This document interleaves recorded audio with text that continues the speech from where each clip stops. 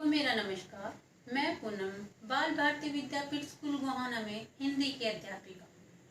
प्यारे बच्चों, आज हम हिंदी पाठ्य पुस्तक कक्षा चौथी का मैं भी सितारा बन गया पाठ पढ़ेंगे। पाठ शुरू करने से पहले मैं आपको पाठ के बारे में कुछ बताना चाहूँगी। इसमें एक ऐसे बच्चे की कहानी दी गई है जिसकी माँ रंगमंच की एक सितारा थी। वो इतना कमा लेती थी जितने में उनका गुजारा हो जाता था। एक बार की बात है कि उनको जुकाम हो गया और वो जुकाम उनके लिए मुसीबत साबित हुआ। धीरे धीरे धीरे धीरे जुकाम के कारण उनका गला सूजने लगा और उन पर को रंगमंच पर काम मिलना बंद हो गया।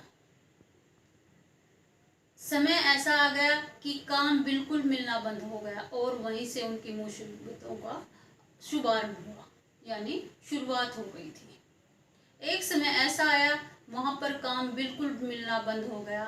एक बार वो बच्चा अपनी माँ के साथ गया हुआ था और उसने देखा जब उसकी माँ स्टेज पर गा रही थी तो उनके गाने में जो फुसफुसाहट की आवाज सुनाई दी, उसको दर्शकों ने देखा और उन्होंने चिल्लाना शुरू कर दिया।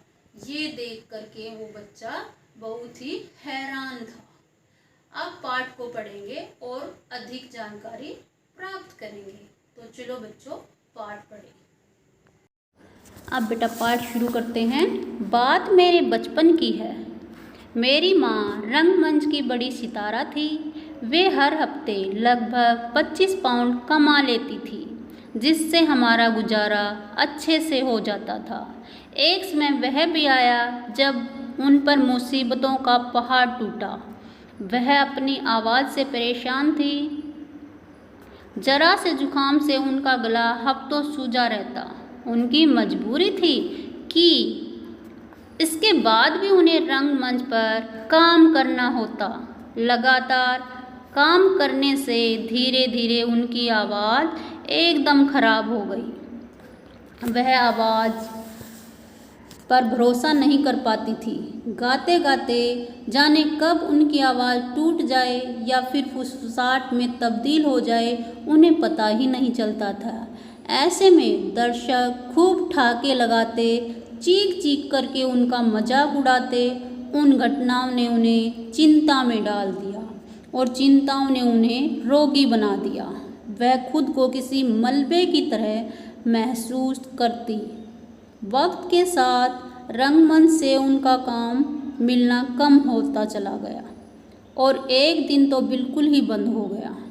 मुझे याद है जिस समय माँ की आवाज़ चरमराई, टूटी, फिर फटते हुए फुसफुसाहट में तब्दील हो गई, उस समय मैं पर्दे के पीछे खड़ा था।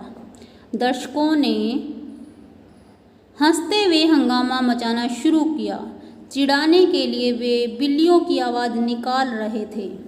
मेरी समझ में नहीं आ रहा था कि यह सब क्या हो रहा है। दर्शकों का तिरस्कार भरा शोर इतना बढ़ गया कि मेरी माँ को मजबूरन स्टेज छोड़कर जाना पड़ा। अब आगे देखिए बेटा। जब माँ पर्दे के पीछे लौट कर आई तब वह बहुत दुखी और नाराज़ थी। स्टेज मैनेजर ने मुझे माँ की सहेलियों के साथ अभिनय करते हुए देखा। उसने सुझाव दिया कि मुझे रंगमंच पर भेज दिया जाए। माँ इसके लिए तैयार न थी। इस पूरे बखेड़े के बीच मैनेजर ने मेरा हाथ पकड़ा और मुझे स्टेज के ठीक बीच ले गई। मेरे सामने लाइटें चमक रही थी।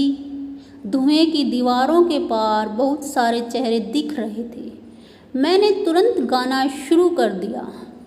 मैं उस जमाने का मशहूर गाना जैक जोन्स गा रहा था। दर्शक झूम रहे थे। अभी मेरा गाना आधा ही हुआ था कि मंच पर सिक्के बरसने लगे।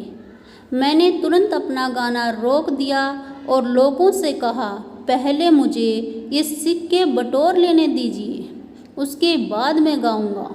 यह सुनकर दर्शकों में ठाके की लहर गूंज गई। मेरा उत्साह बढ़ गया। अब आगे देखिए बेटा। गाने के बीच एक जगह अपने पूरे भोलेपन में मैंने माँ की आवाज़ किस तरह टूटकर फट गई थी, उसकी नकल भी की।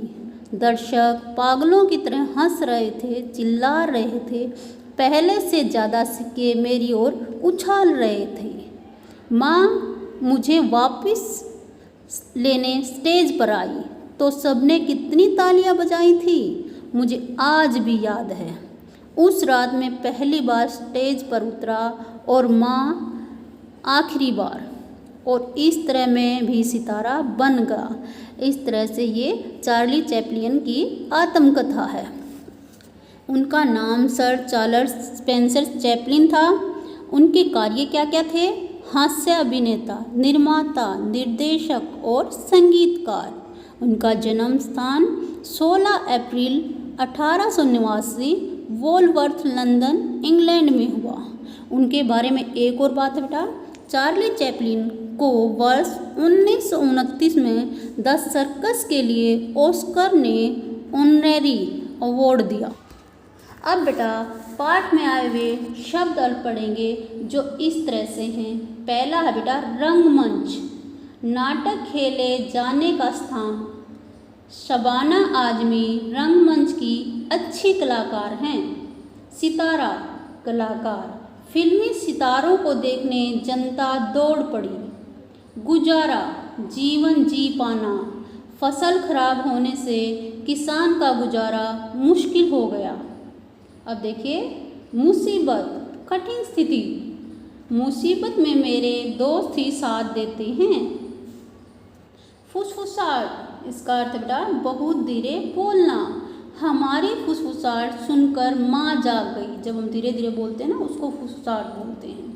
तब्दील, तब्दील का अर्थ है बदलना। हरिहरन और गणेशन की दुश्मनी समय के साथ दोस्ती में तब्दील हो गई। दर्शक, देखने वाले होते हैं बेटा।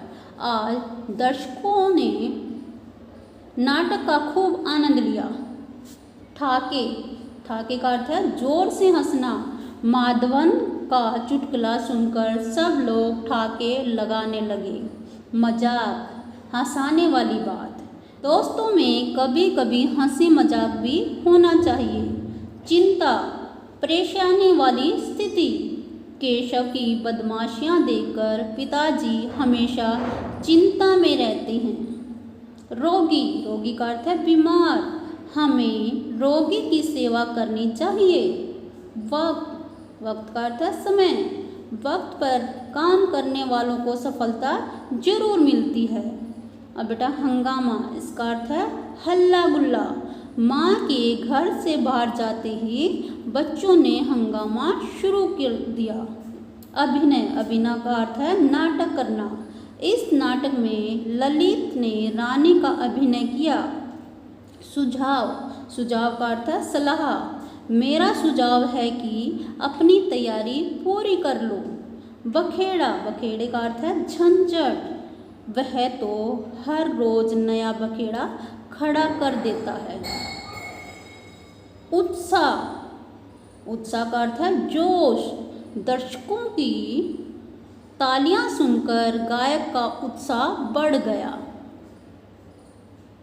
बच्चों अब हम पाठ में आए हुए कठिन शब्दों को पढ़ेंगे जो इस तरह से हैं।